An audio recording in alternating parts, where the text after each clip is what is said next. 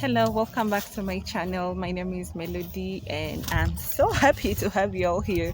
Yeah, so today I want to tell you a story about the day I got to meet an angel. With me, I believe I really did meet an angel that day.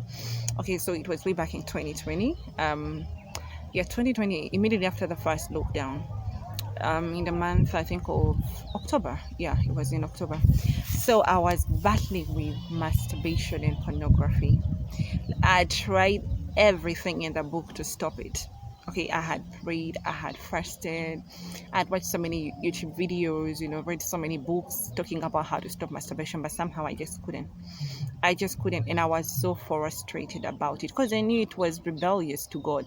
When you continue sinning and you know it is wrong, it definitely becomes rebellion. So I was so sick and tired of my rebellion towards God, to a point that I just decided, okay, do you know what I'm going to do now is whenever the urge comes, I'm going to run. So this particular night, it was at around 9 p.m. And I got to implement my new decision, which was running away. So when the urge for masturbating came, I ran out of my house. It was 9 p.m. in the night. I got to just run out of the house and I left my phone behind. I didn't even know where I was going to, but all I knew is I just wanted to walk, and keep walking. Just run away from myself. That is what I was doing. So as I kept walking, I think I walked for like 1.5 hours. Must have been at around 10:30 or 11 p.m. is when I come to my sister. I'm like, but where are you really going to? You can't run away forever. The urge is now gone. How about you went back home? Okay, so I look around me and I'm on a very dark road. I don't even know where I'm at.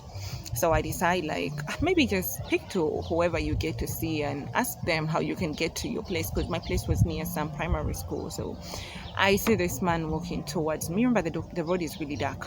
So I see this man walking towards me and he's carrying so many heavy things. He was carrying so many things. I think he'd been shopping for his family and he's walking carrying them. So something tells me, how about you just go to speak to him? You can stop him, talk to him, and ask him where such and such a school is, because I was just in the neighborhood to the school. So I wait for him to come very close to me and I get to ask him, like, hey, good evening, I'm trying to find my way back to my place, like I'm lost. It was weird, a grown girl asking such questions, like, I'm lost. It was a little bit embarrassing, but I did it anyways because I needed help. So he tells me, you can either use this route. Like, he basically told me 3 different routes that I could use to get to my place. And I'm like, thank you. So after telling me the 3 different routes that I could use, he's like, but I don't want you to forget Jesus is the only way to heaven. So I'm like, wait, what? I was in astonishment. Like, so I asked him, why are you telling me that? Okay, and I feel like that was my guilty part that was asking him, because remember, I ran away from home. Okay, I ran away from my place because I was running away from my sin. So meeting somebody and they're telling me about Jesus being the only way to heaven, like, that totally blew me away. I had to take a few steps back. I'm like, wait, why are you telling me that? So he tells me it's because it's the truth. Okay, I am the way, the truth, and the life. No one comes to the Father except through me. That is what he gets to tell me. I'm like, "Hmm? You are?" And he's like, no, not me, but Jesus is. I'm like, oh my God. This a man who didn't even know why I had run away from home. I was running away from sin, and he's here telling me about Jesus Christ. So I'm like, okay, thank you. And he gets to emphasize again, Jesus is the way to heaven. I look at this guy and I'm like, okay. So in that moment, I'm all I was actually dumbfounded. I didn't even have what to tell him. And he walks away from me. He just, after saying that, he gets to walk away. So I remain standing for a few minutes and then get on my way as well. So I look back at him and he's still there on his way, because it was a one way, it was just he and I on the road. So I look and he's still there. So I take a few more steps and look back again and he was gone. Like, he was gone. I actually think maybe he disappeared because this was a one-way road, but it took him 1 or 2 minutes to disappear. Like, how did this happen? So I kind of, I like, what just happened here? So because of what had happened, I'm like, wow, but instead of being scared, I actually had a peace about me. Okay, much as I'd seen he's not to be found, like he's disappeared. I had a peace about me. That is what told me that this must have been an angel, you know. Because if it's the enemy, you'll be scared. But then when it comes to God, God comes with a certain kind of peace. All right. So I get to rush.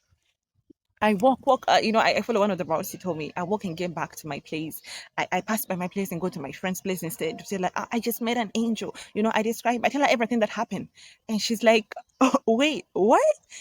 She was equally amazed. When I told her just 1, 2 minutes later, he had completely disappeared. I don't even know what happened. She like, must have been an angel. So after telling her the story, I get to go home and I kneel down and really pray to God. I'm like, oh my God, thank you so much. You are Jehovah Jireh, like you are God. You El Shaddai, you're this. Like I kept on calling all the different names of God because I was just so happy that God sees. God sees. Even if you ask for sins, you find that God is watching. He is seeing. All right. I know it may not sound so big to some people, but the fact that he just pointed me that Jesus is the only way to heaven was enough to humble me down. It was enough to tell me that how much I needed God. Okay, it pointed me to the fact that I was doing this whole thing wrong. I was trying to stop myself from masturbating, based off of my own strength instead of relying on God. You get so this man, that enjoyment, I don't know. Up until today, when I think about that day, it still gives me chills. I'm like, no, that was an angel. That was an angel. God came through to point me into the right direction when I needed Him the most, and I'm just so grateful. I'm sure most of us have met angels without even knowing, or we have entertained angels without even knowing that we're entertaining an angel. That is simply because, we take certain situations to be, it's just maybe it just happened, but no, things don't just happen. When you need God the most, He's gonna reach out to you. Look at the story of Hagar when she was running away from when she was just not running away like I was, when she was sent away from Abraham's home, okay, with her son Ishmael, and they were in the desert, hopeless and all of that. The angel of the Lord got to reach out to them and pointed them to the source of water. Like, no, your son doesn't have to die. You can get him water from here. I believe that is the same way God came through for me, sent His angel down to me to come and point me to the source, okay, the source of water, and that is Jesus, the way to life, the way to heaven. He's the only way to heaven. It doesn't matter what route you're going to take in life, Jesus is the way to heaven. Okay, so when this angel pointed me to God, trust me, it humbled my heart. I went down and got into serious prayer. Like I got to repair, I got to mend my relationship with God. And slowly but surely the masturbation got to flee from me. Okay, and give me a thumbs up. Like, please give me a like. Share and comment if you'd like for me to get to record another video, telling you about how I go to overcome pornography and masturbation. Like, please give me a thumbs up, give me a like. Yeah, and I pray that when you get to meet an angel, you'll be able to recognize it as well, just like I did. God bless you.